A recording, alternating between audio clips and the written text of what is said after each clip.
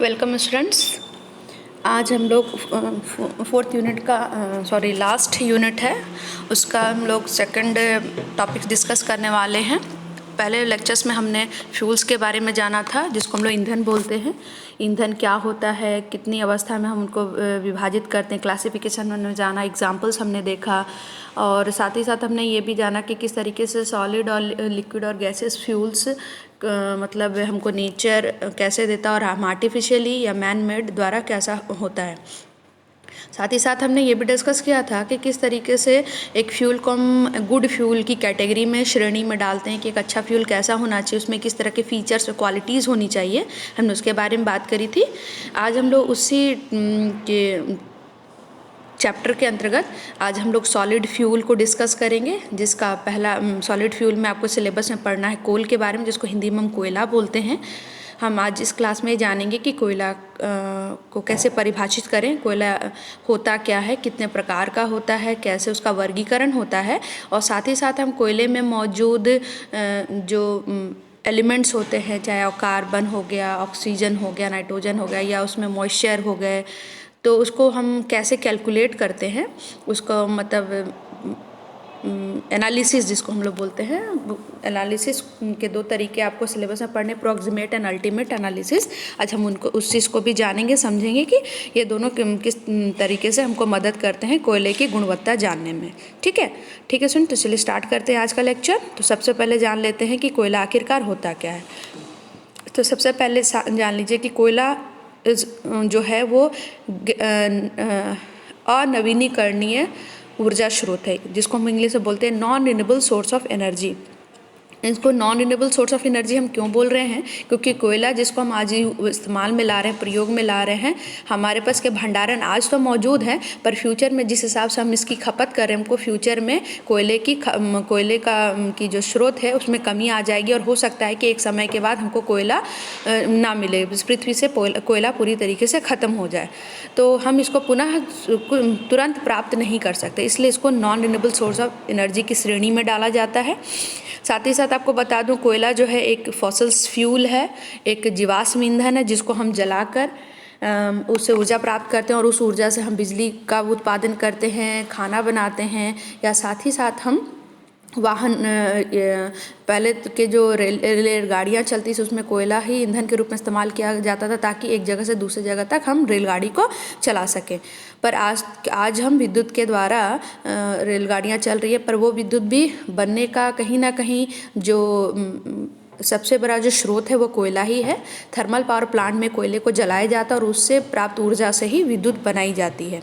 ठीक है, तो आपको बता दूं कि कोयला जो है वो असल में लकड़ी का ही दूसरा रूप है।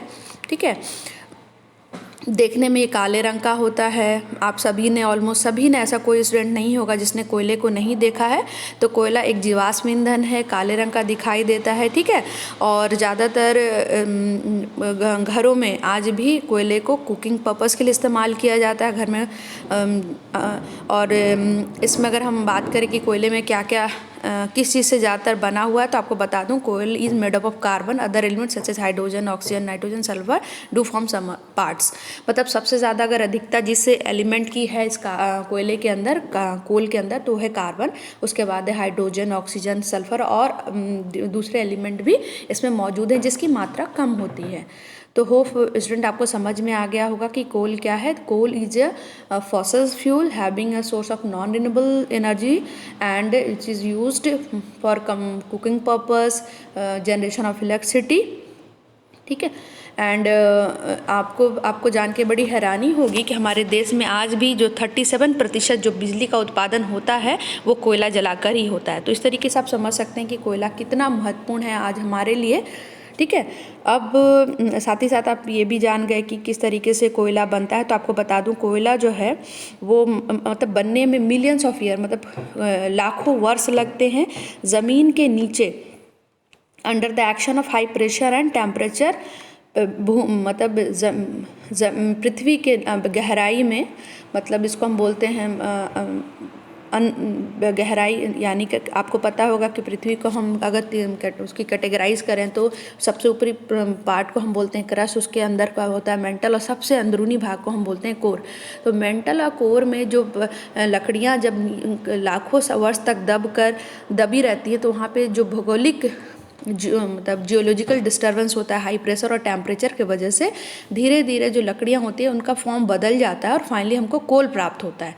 ठीक है, तो ये जो कोयला है वो लकड़ी का ही एक रूप है।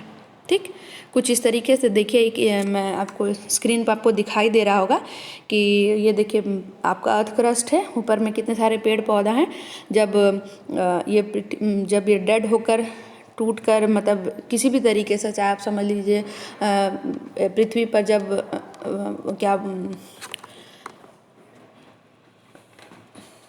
भूकंप आता है तो आपने देखा होगा किस तरीके से पृथ्वी जगह जगह से क्रैक्स आ जाते हैं और जो भी चीज़ें पृथ्वी की सतह पर होती है वो सब ज़मीन के नीचे चली जाती हैं।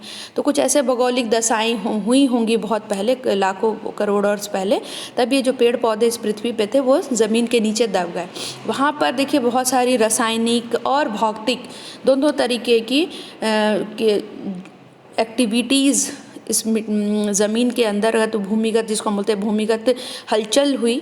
वहाँ पे तापमान बहुत ज़्यादा है, वहाँ पे दबाव बहुत ज़्यादा है। तो वैसे समय के साथ तापमान और दबाव के वजह से पहले लकड़ी पीट में बदली। तो देखिए पीट का जो अगर आप डायग्राम देखेंगे तो आपको समझ में आएगा कि किस तरीके से ये पीट कोयले का एक प्रकार है जो लगभग देखिए उसमें ग्रीनेस अभी भी है, मतलब अभी उसमें कुछ हिस्सा लकड़ी पूरी तरीके से वो कोयले में परिवर्तित नहीं हुआ। फिर जैसे समय बीतता गया और तापमान बढ़ता गया। ठीक है, उसके बाद देखिए लिग्नाइट में बदला है। ठीक, उसके बाद और ज़्यादा तापमान और ज़्यादा प्रेशर और ज़्यादा समय, तो उसके बाद ये देखिए कोल पूरी तरीके से काले रंग में परिवर्तित हो गया। ठीक है, तो मतलब कहने का मतलब है कि जितना ज़्यादा समय, दबाव और तापमान लकड़ियों को मिलता गया समय के साथ, वैसे वैसे अलग अलग फॉर्म के कोयले तैयार हुए, जिसमें सबसे जो अच्छी क्वालिटी का कोल होता है वो होता है आपका एंथ्रासाइट, जो पूरी तरीके से काले रंग का होता है, जिसमें सबसे ज़्यादा कार्बन की मात्रा होती है। और सबसे वर्स्ट क्वालिटी इसको बोलते हैं, सबसे बेकार क्वालिटी का जो कोयला होता है वो होता है पिट, जी सामने आप देख रहे हैं, जिसमें कार्बन की जो कंसंट्रेशन होती है, जो अधिक मतलब क्वांटिटी होती है इस कोयले में, पीट कोयले में, उसमें कम होती है। तो उसका कारण क्या है, ये कम समय में बना है और जो सबसे लंबे समय तक जिसने दबाव झेला, प्रेशर झेला, तापमान जिसको ज़्यादा मिला, वो ही पूरी तरीके से आपका कोल में परिवर्तित हुआ है। ठीक है, तो आप होपफुली समझ गए होंगे कि over time the chemical and physical property of the plant remain were change by geological action to create a solid material. तो जो रासायनिक और भौतिक जो गुण थे वो किसके बदले, प्लांट के, और वो किन कारणों से हुआ, जियोलॉजिकल एक्शन यानी भूगर्भीय हलचलों के द्वारा। तो भूगर्भीय हलचल में क्या क्या सबसे ज़्यादा है, प्रेशर यानी आपका दाब हो गया। ठीक है, ये हो गया आपका प्रेशर, जिसको हिंदी में हम बोलते हैं दबाव। ठीक है, दाब। और दूसरा जो एक फैक्टर है वो है हीट यानी ताप। इन दोनों के वजह से लकड़ी की प्रॉपर्टी बदली और फाइनली वो किस चीज़ में परिवर्तित हुआ, कोयले में। ठीक, now come to the next topic कि कोयला कितने प्रकार का होता है। तो आपको बता दूं कोयले के 4 प्रकार हैं और ये प्रकार किस वजह से, किस आधार पर वर्गीकृत किया गया है, मतलब विभाजित किया गया है। तो कार्बन कंटेंट यानी किस कोयले में कार्बन कितनी मात्रा में मौजूद है, उस आधार पर कोयले को 4 भागों में वर्गीकृत किया गया है, विभाजित किया गया है, पिट, लिग्नाइट, बिटुमिनस और एंथ्रासाइट। अगर हम इसको वर्गीकरण की बात करें तो सबसे कम मात्रा में जो कार्बन पिट में मौजूद होता है, ठीक है, पिट में सबसे कम मात्रा में होता है और एंथ्रासाइट में सबसे ज़्यादा होता है। अगर बोले मैक्सिमम कार्बन की जो मात्रा होती है, कार्बन वो किस में मौजूद होता है, एंथ्रासाइट में।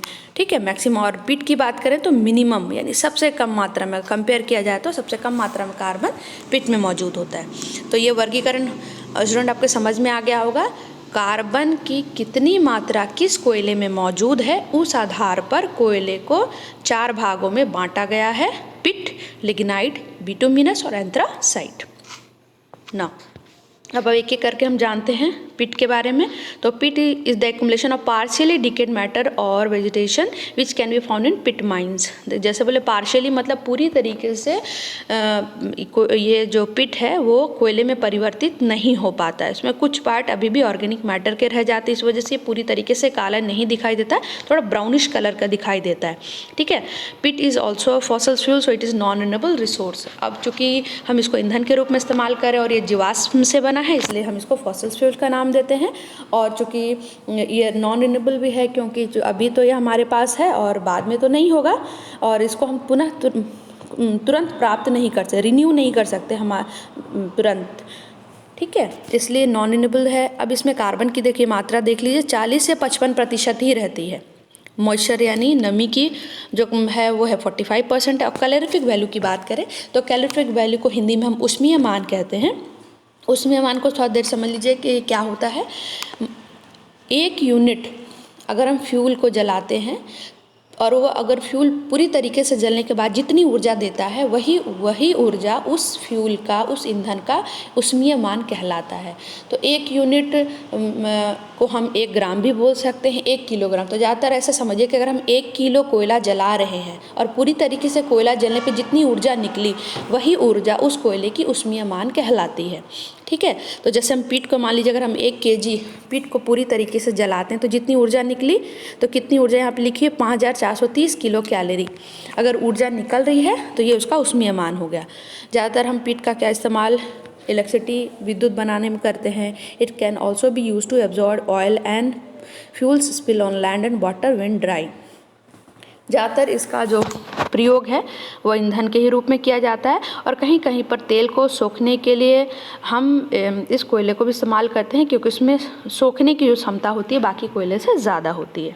ठीक है, तो ये रहा, आप इमेज देख सकते हैं कि नॉर्मली देखिए पिट कोयला, हम अगर इमेजिन करते हैं कि कोयला कैसा देखने को तो सबसे पहले दिमाग में आता है काले रंग का, पर पिट का रंग काला पूरी तरीके से नहीं होता। उसका रीज़न अभी मैंने बताया कि पिट पार्शियली फॉर्म ऑफ कार्बन यानी पूरी तरीके से वो कोयले में नहीं बदलता है।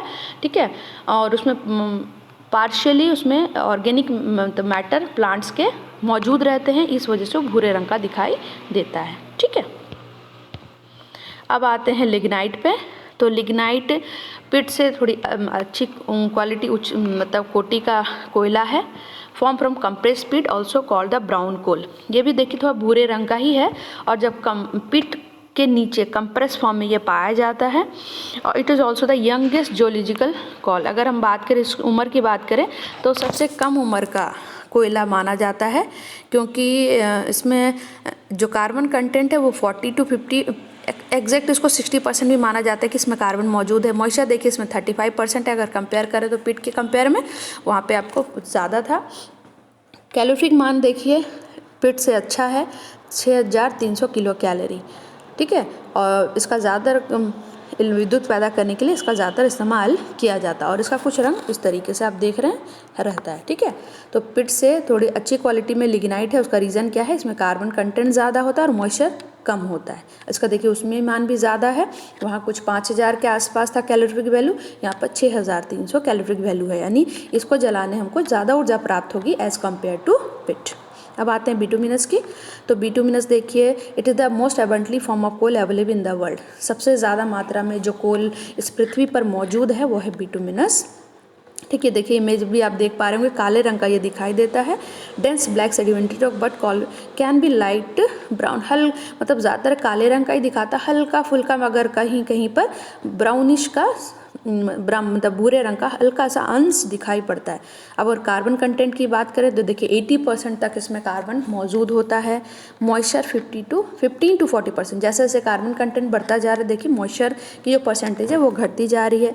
कैलोरीफिक वैल्यू पे ध्यान देंगे तो देखिए 8000 किलो कैलोरी, यानी अगर 1 kg अगर हम कोयला जलाते हैं कौन सा बिटुमिनस, तो हमको 8000 तक की किलो कैलोरी की ऊर्जा प्राप्त होती है। ठीक है, इसका मेन यूज होता है कोक इंडस्ट्रीज में कोक बनाने की इस power generation for producing Coke in steel industry. आपको मैं नेक्स्ट चैप्टर में पढ़ाऊंगी कि किस तरीके से कोक का यूज़ किया जाता है मेटलर्जी प्रगलन विधि में। और ये कोक असल में होता क्या है, कोयले का ही एक रूप है जो कि हम लिमिटेड सप्लाई ऑफ ऑक्सीजन में जब हम कोयले को जलाते हैं तो जो भी उसकी वोलेटाइल इम्प्योरिटीज़ होती है यानी जो गैसियस अशुद्धियाँ होती है वो निकल जाती है और पीछे बच जाता है कोयला, ऐसा कोयला जिसमें कार्बन की मात्रा सबसे ज़्यादा होती है और उसका ऊष्मीय मान बहुत ज़्यादा होता है as compare to coal. Coke की ऊष्मीय मान बहुत ज़्यादा होती है और इम्प्योरिटीज़ ना के बराबर होता है। ठीक है, तो ऐसे ही मतलब कोल के प्रकार को यानी कोक को इंडस्ट्रीज़ में यूज़ किया जाता है ताकि प्रदूषण कम हो और ज़्यादा से ज़्यादा ऊर्जा प्राप्त हो।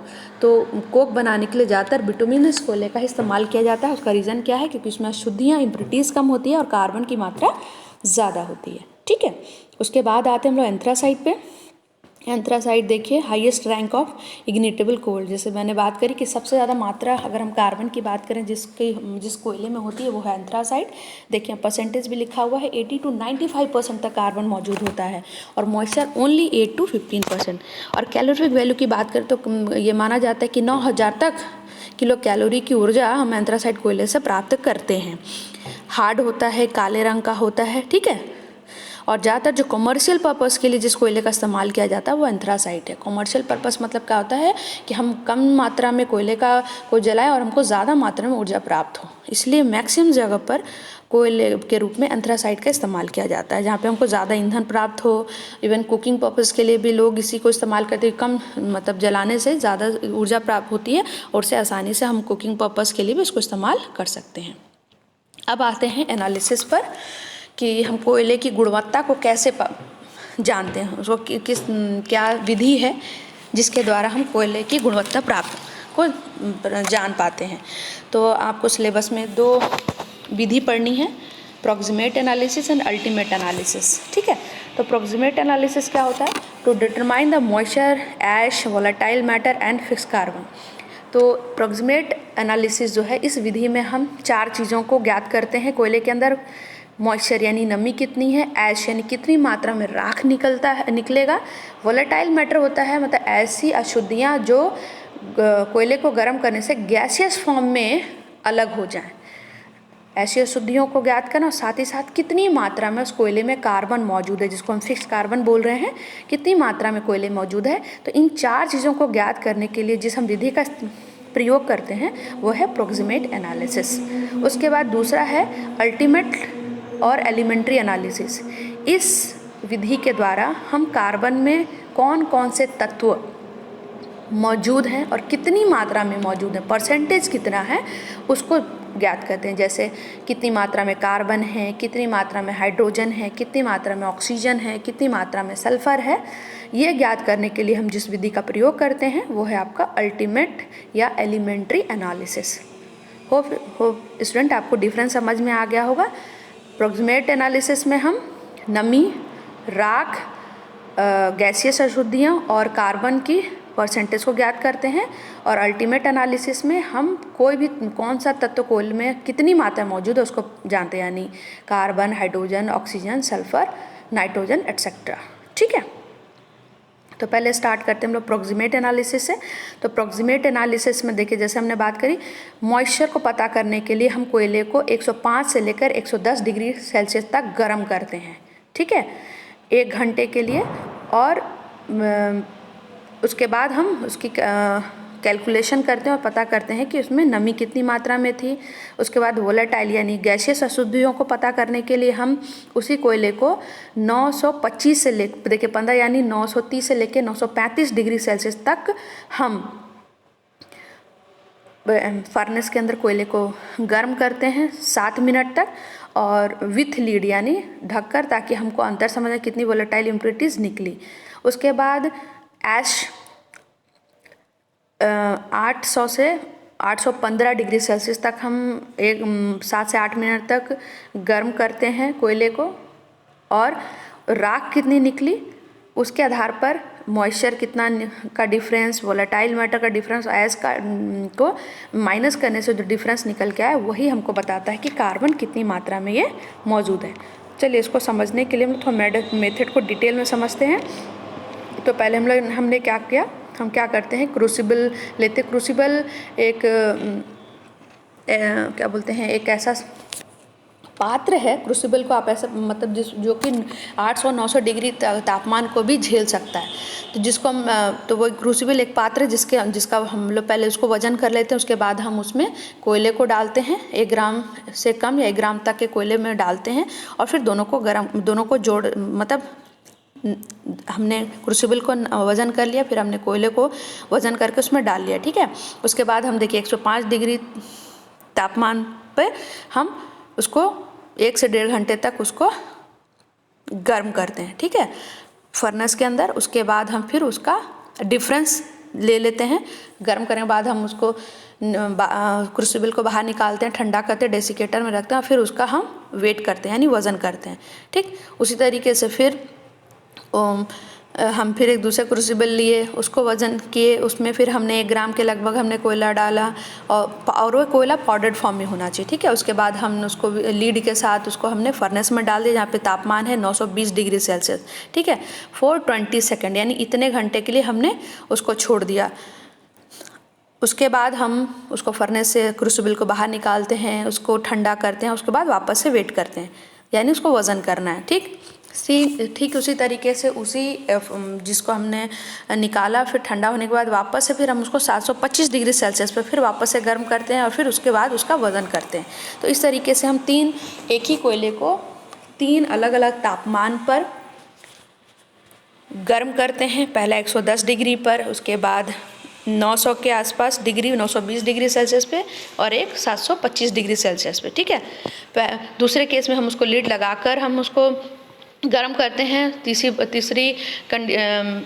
तीसरी स्टेप में हम उसको लीड हटाकर गर्म करते हैं ताकि उसका जो वोलेटाइल इम्प्योरिटीज़ है वो निकल जाए, ठीक, ताकि हमको कोयले का जो वज़न है उसमें अंतर समझ में आ जाए।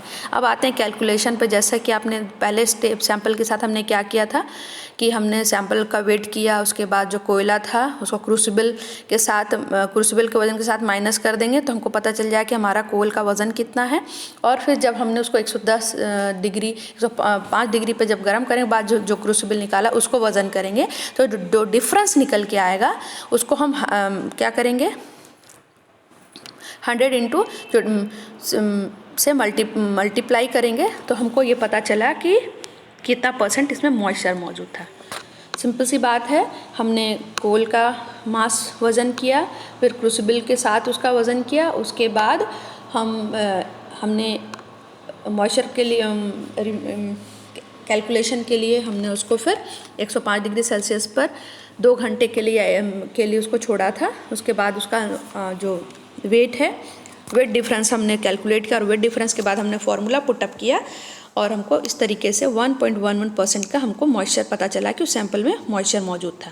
उसके बाद हमने दूसरा सैंपल लिया, जैसे दूसरा सैंपल का वज़न था 1.012 और जिस क्रूसिबल में हमने डाला उसका वज़न इतना था, ठीक। उसके बाद हम इसको 920 डिग्री पे हमने in the absence of air remove volatile matter subsequently heating up to 725 degree Celsius in the presence of air burn all fix carbon of the sample living behind ash in the crucible. अब ये क्या हो रहा है कि हमने जैसे 725 degree Celsius पे पूरा गर्म किया तो सारी इम्प्योरिटीज़ मतलब लीड हटा के तो सारी वोलेटाइल इम्प्योरिटीज़ रिमूव हो गई और नीचे क्या रह गया, ओनली ऐश, राख बच गया। तो हमने फिर जब जो कोयला का वज़न पहले था जिस क्रूसिबल के साथ, उसके बाद हमने जब उसको 725 डिग्री पे गर्म किया तो पूरे इम्प्योरिटीज़ निकल गई, नीचे बच गया राख।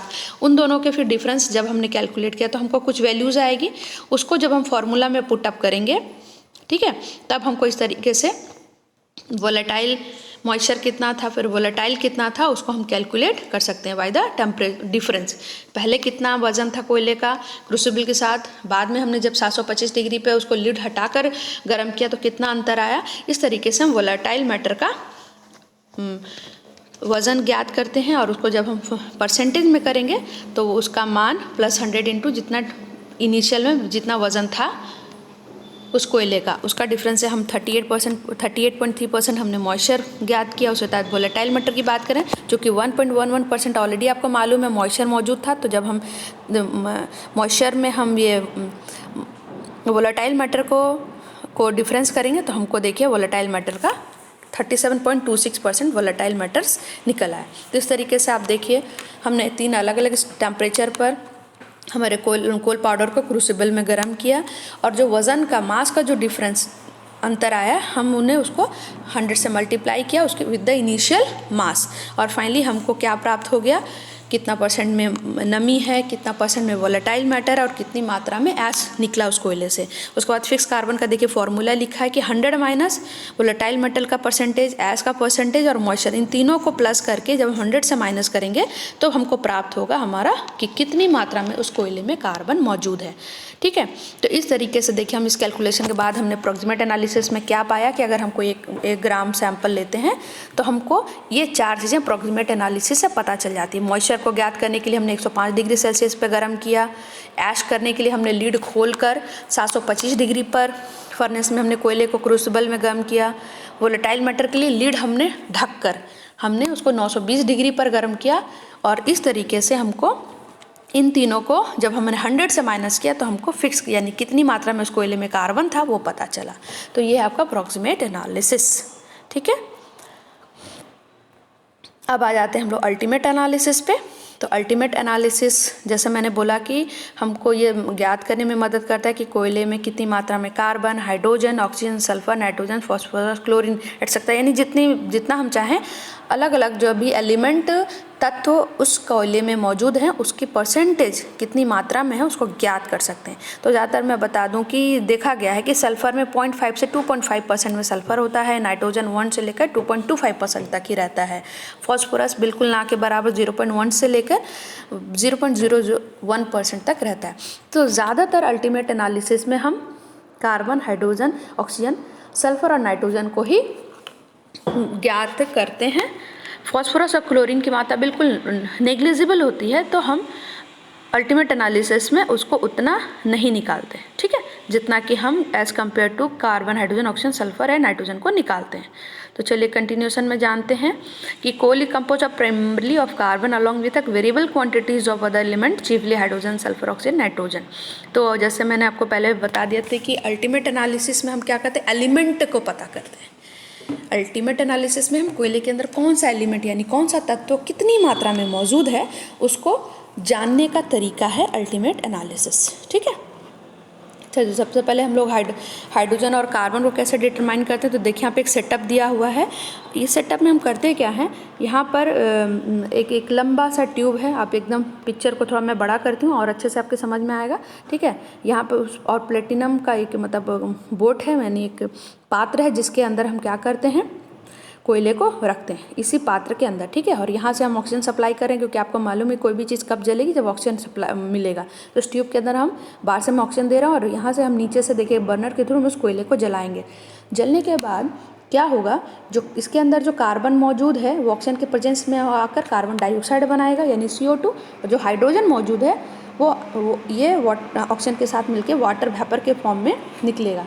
जो इस बॉक्स में इस जो कॉपर ऑक्साइड के पैलेट्स हैं इसको क्रॉस करते हुए दोनों गैस, एक ये एनहाइड्रस 2 ट्यूब से कनेक्टेड है जिसमें एक में एनहाइड्रस CaCl2 यानी रखा हुआ है और एक में ये एक रसायन है जिसको हम कैल्शियम क्लोराइड बोलते हैं, और यहाँ पर दूसरे ट्यूब में रखा है पोटाशियम हाइड्रोक्साइड जिसको KOH लिखा गया। ठीक है, और जो एक्सेस ऑफ ऑक्सीजन है वो बाहर निकल गया। ठीक, सेटअप आपके समझ में आ गया। हम क्या करते हैं, इस एक्सपेरिमेंट को स्टार्ट करने से पहले हम लोग इसका वजन, कैल्शियम क्लोराइड का वजन कर लेते हैं और KOH सॉल्यूशन का वजन कर लेते हैं। क्यों? क्योंकि जब यहाँ से जो कार्बन डाइऑक्साइड निकलेगा और जो वाटर वेपर निकलेगा, होता क्या है ये देखिए, जैसे मैंने बोले कि अबाउट 2 ग्राम हमने क्या किया, वेट करके कोयले को हमने इस पात्र में रख दिया। यहाँ पर हमने क्या किया, 2 ग्राम को 0.2 ग्राम के आसपास हमने कोयले को डाला। अब यहाँ से हम एयर सप्लाई कर रहे हैं ऑक्सीजन के रूप में, और उसके बाद अब होगा क्या, CO2 में बदलेगा यानी कोयले के अंदर मौजूद कार्बन CO2 में बदलेगा और हाइड्रोजन जो मौजूद है वो वाटर वेपर में बदलेगा। ये वाटर लिक्विड में नहीं है बल्कि वेपर के फॉर्म में है। ठीक है, अब KOH ये जो मौजूद है वो क्या करेगा, जब यहाँ से कार्बन डाइऑक्साइड आएगा तो उसको एब्जॉर्ब करेगा। ठीक है, और कैल्शियम क्लोराइड जो है ये एनहाइड्रस हम क्यों बोलें, क्योंकि ये मॉइस्चर को एब्जॉर्ब करेगा। ठीक है, और उसके बाद हम क्या करते हैं, चूँकि हमने पहले ही ट्यूब को वज़न कर लिया है तो उसके बाद एब्जॉर्ब होने के बाद इसके अंदर कैल्शियम जो क्लोराइड उसका वज़न बढ़ जाएगा, कैल्शियम हाइड्रोक्साइड का वज़न बढ़ जाएगा। तो जो वज़न का जो अंतर होगा उससे हम ये कैलकुलेशन ऐसे करते हैं। ये फॉर्मूला है कि increase weight of QS tube into 12 हम किसके लिए, आपको मालूम है कि परमाणु जो भार होता है कार्बन का 12 होता है into 100, weight of the coal sample taken into 44। यहाँ पर ये कैलकुलेशन है CO2 का परमाणु भार कितना होता है 16 प्लस 44। तो इस तरीके से हमको कार्बन का परसेंटेज मिल जाता है। दूसरे में हमको हाइड्रोजन कैसा पता चलेगा, हमने कैल्शियम क्लोराइड ट्यूब को पहले का जो वज़न इंक्रीज़ हुआ +2, आपको हाइड्रोजन का परमाणु भार पता है 2 है, इंटू 100, उसके बाद डिवाइडेड बाय हमने जितना ग्राम कोयला लिया इंटू 18, जो कि वाटर का फॉर्मूला क्या मॉलिक्यूलर मास कितना होता है 18। इस तरीके से हम हाइड्रोजन और कार्बन को पता करते हैं। ठीक, उसी तरीके से नाइट्रोजन की बात करें तो नाइट्रोजन के लिए देखिए ये सेटअप रहता है। और यहाँ पर हम क्या करते हैं, कोयले को ही एक टोटली पाउडर्ड फॉर्म में कोयले को जलाते हैं, किसके साथ, conc sulphuric acid in candle flask. ये कैंडल फ्लास्क है, यहाँ पे देखिए इसको हम जला रहे हैं। जलाने के बाद क्या होता है, जो गैस निकल रही होती है, जो नाइट्रोजन निकलेगा उसको हम जो एक्सेस में उसको बाद हम ट्रीटेड विथ एक्सेस KOH, ठीक है, पोटाशियम हाइड्रोक्साइड से उसको ट्रीट करते हैं और उसको liberated ammonia distilled over and absorb in a non volume standard solution of acid. Unused acid is determined buy back titration with standard NOH। तो हमको नाइट्रोजन कैसे पता चलता है, बैक टाइट्रेशन के द्वारा हम क्या कहते हैं, हमने कितना वॉल्यूम ऑफ एसिड यूज किया, उसकी नॉर्मलिटी कितनी है, और 1/1.4 यहाँ पे फैक्टर है, और कितना हमने ग्राम कोयला जलाया था। इस तरीके से हम नाइट्रोजन को पता कर लेते हैं। फिर सल्फर को पता करने के लिए हम क्या करते हैं, sulphur is converted to sulphate जब गम होता है तो ठीक है, the washing and treated with barium chloride. तो जैसे हम बेरियम क्लोराइड से कोयले को ट्रीट करते हैं तो वो बेरियम सल्फेट में प्रेसिपिटेट हो जाता है। प्रेसिपिटेट को हम क्या करेंगे, छानेंगे, साफ़ करेंगे और हीट करेंगे। और इस तरीके से जब हम फॉर्मूला लगाते हैं कि wait of the barium sulphate कितना हमको वेट है 32, उसका मॉलिक्यूलर फार्मूला हो गया 100 इंटू हमने 233। बेरियम सल्फेट का जब हम मॉलिक्यूलर मास निकालेंगे 233 होता है, और हमने कितना ग्राम कोयला लिया इस एक्सपेरिमेंट के लिए उसको जब हम करेंगे तो हमको सल्फर का परसेंटेज मिल जाएगा। इसी तरीके से हम ऐश और ऑक्सीजन का पता करते हैं। Coal sample of accurate weight in a crucible is heat in muffle furnace. मतलब मफल फर्नेस जिस फर्नेस के अंदर हम इस कोयले को गर्म करते हैं क्रूसिबल में, उसको बोलते हैं मफल, उसका नाम है मफल। 700 से 750 डिग्री तक हम उसको आधे घंटे के लिए हम 1 आवर मतलब 1 से 1.5 घंटे तक हम उसको गर्म करते हैं। उसके बाद कितना हमको राख बच गया इंटू 100, और हमने कितना कोयला लिया था। इस तरीके से हम राख का परसेंटेज निकाले थे। ऑक्सीजन को पता करने के लिए हम क्या किया, 100 minus oxygen, hydrogen, sulphur, nitrogen, ash का परसेंटेज को जब 100 से माइनस करेंगे तो हमको ये पता चल जाएगा। और इस तरीके से फिक्स कार्बन, ठीक है, तो ये एक फॉर्मूला है जिसके द्वारा अल्टीमेट एनालिसिस के द्वारा अलग अलग एलिमेंट को ज्ञात करते हैं। अब बता दूं कार्बन का क्या फंक्शन है। तो आपको जैसे पता है कि कार्बन कोयले के अंदर जितना ज़्यादा मौजूद होगा उतनी उसकी कैलोरीफिक वैल्यू ज़्यादा होती है। यानी अगर हम कोयले की गुणवत्ता की बात करें तो एक अच्छा कोयला वही होगा जिसमें सबसे ज़्यादा मात्रा में कार्बन मौजूद होगा। अगर हाइड्रोजन अगर है तो हाइड्रोजन क्या करता है आपको बता दूं, ये हाइड्रोजन वोलेटाइल मैटर का एक फॉर्म होता है जो जैसे ही गर्म करते हैं तो मॉइस्चर के रूप में यानी H2 वाटर वेपर के फॉर्म में निकल जाता है। ठीक है, पिट में ये सबसे ज़्यादा होता है और एंथ्रासाइट में बताएं तो ओनली 1 to 2% तक रहता है। ठीक, नाइट्रोजन की बात करें तो ये 1 से 3% तक रहता है कोयले के अंदर, और ये क्या करता है, कैलोरिक मान को घटाने का काम करता है। जितनी ज़्यादा नाइट्रोजन मौजूद होगा उतना कैलोरिक मान कम होगा। और ये नाइट्रोजन आता कहाँ है, प्रोटीन के फॉर्म में। जो आपको पता है वेजिटेबल्स में जो प्रोटीन होता है उसमें नाइट्रोजन के परसेंटेज आती है, और इस वजह से कोयले में भी नाइट्रोजन उसी वजह से मौजूद होता है। ठीक है, और बता दूं कि जितना ज़्यादा नाइट्रोजन की परसेंटेज कोयले में होगी वो उसको डेटोरिएट करेगा, नहीं उसकी गुणवत्ता को कम करेगा, उसमें उसका उष्मीय मान घटाता है। ठीक, 1 से 2% तक ज़्यादातर देखा गया नाइट्रोजन मौजूद होता है। सल्फर की बात करें तो ये अनडिज़ायरेबल चीज़ है, पर इसके होने से कैलोरिफिक मान बढ़ता है। देखा गया है कि वर्ल्ड में कोयले की जो मान होती है जो 1 से 30% तक सल्फर में होती है। ठीक है, और ये सल्फर कोयले में होने का कारण क्या होता है, और प्लांट में मौजूद जो ऑर्गेनिक सल्फेट होते हैं उसी के फॉर्म में सल्फर मौजूद होता है कोयले में। ऑक्सीजन क्या कहता है, less the oxygen better is the coal. कहा जाता है कि अगर कोयले में ऑक्सीजन की मात्रा कम होगी तो उतना ही अच्छा वो कोल होगा। इसलिए देखा गया कि लिग्नाइट से लेकर एंथ्रासाइट के बीच में ऑक्सीजन की मात्रा कमती जाती है, यानी एंथ्रासाइट में सबसे कम मात्रा में ऑक्सीजन मौजूद है और सबसे ज़्यादा मात्रा में ऑक्सीजन की बात करें तो लिग्नाइट में है। ठीक है। और अगर हम कैलोरीफिक मान की बात करें यानी ऊष्मीय मान की बात करें तो जिसमें ऑक्सीजन की मात्रा ज़्यादा होगी उसका ऊष्मीय मान कम होगा, यानी ठीक इन रिवर्सेबल रिलेशनशिप है, इररिवर्सेबल, यानी अगर ऑक्सीजन की मात्रा ज़्यादा तो कैलोरीफिक मान कम और ऑक्सीजन की मात्रा कम तो ऊष्मीय मान ज़्यादा।